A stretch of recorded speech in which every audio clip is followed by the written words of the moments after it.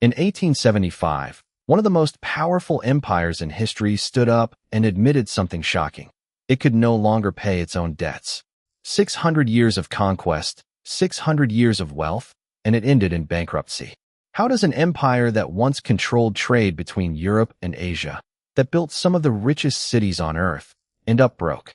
To answer that, we need to go back to the beginning and understand how the Ottoman economy actually worked. Let's start with geography, because this is where Ottoman wealth really began. When the Ottomans captured Constantinople in 1453, they didn't just win a city. They won control of the point where the Black Sea meets the Mediterranean. Renamed Istanbul, this city became the beating heart of Ottoman trade. Merchants from Venice, Persia, Arabia, and India all had to pass through Ottoman land to do business with each other. And every single one of them paid for the privilege. Customs duties on trade goods became one of the empire's biggest sources of income. Cities like Cairo, Damascus, and Baghdad grew into major commercial hubs, connected by roads, bridges, and ports the state built specifically to keep goods and tax revenue moving. But here's what most people get wrong about the Ottomans. Trade made them rich, but it wasn't what kept the empire running day to day. That job belonged to farming. Most people in the empire were villagers working the land, growing wheat, barley, rice, olives, cotton. And the way that land was managed was genuinely unusual. Almost all of it technically belonged to the state, not to individual landlords. So how did the government profit from land it didn't personally farm? Through a system called the Timar. Military officers were given the right to collect taxes from farmers on a piece of land. In return, those officers had to show up with soldiers whenever the empire went to war. Think about what that solved. The state didn't have to pay a massive standing army out of its own treasury. Farmers got protection. Officers got income. Everyone had a reason to keep the system working for a while. Because eventually, cracks appeared. Corruption crept in. Local officials got more powerful than they were supposed to be.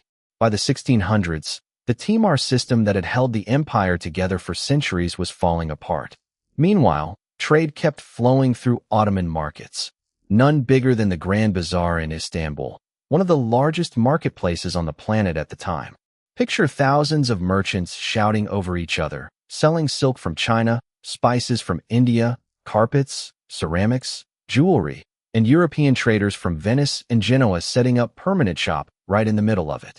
Caravans coming in off the Silk Road brought goods from as far as China and Central Asia, and every shipment that crossed Ottoman territory got taxed on the way through.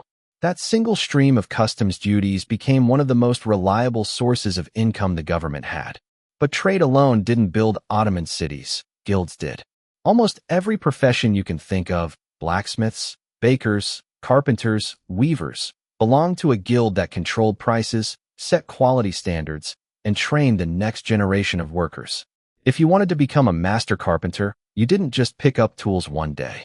You spent years as an apprentice, learning under someone who'd already spent years learning it themselves.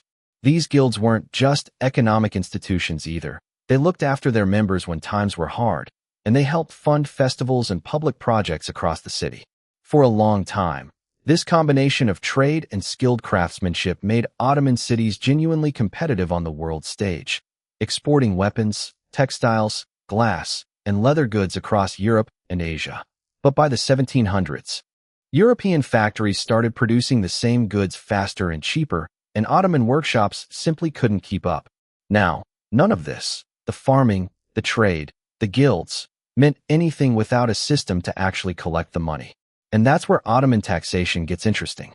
The government pulled revenue from just about everywhere. Taxes on farmland, customs duties at the ports, fees in the markets, income from mines, even tribute from distant provinces. Non-Muslim subjects paid a special tax called the jizya, which in return exempted them from military service and guaranteed them state protection.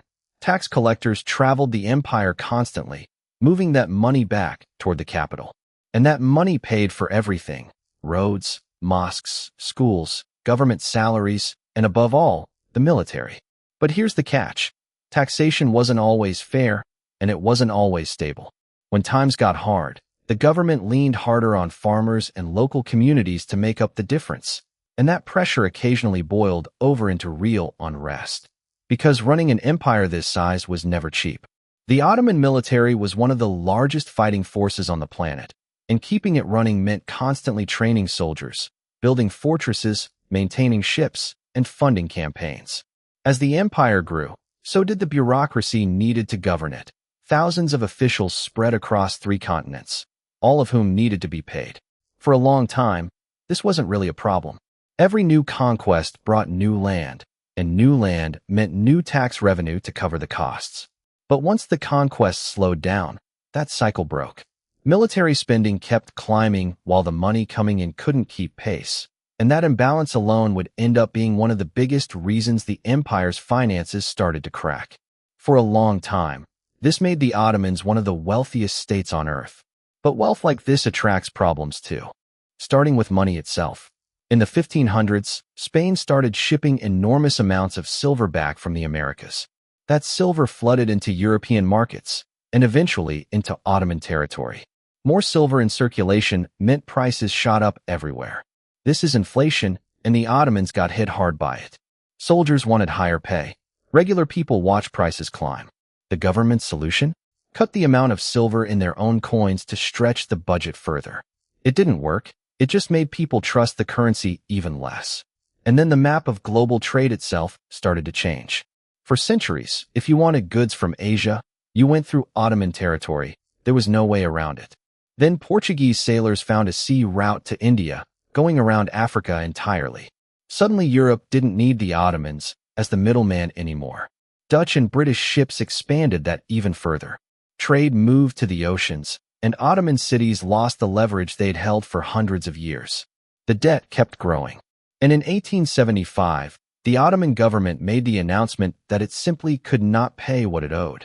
European powers moved in and took direct control over Ottoman finances to guarantee they'd get their money back. An empire that once dictated trade terms to the world was now taking orders on its own treasury. By 1922, after more than 600 years, the Ottoman Empire was gone. What's the real lesson here? An empire built on geography, agriculture, trade, and one of the most creative tax systems in history still collapsed because it couldn't adapt fast enough when the world around it changed. Trade routes shifted, technology moved on, and no amount of past wealth could buy that back.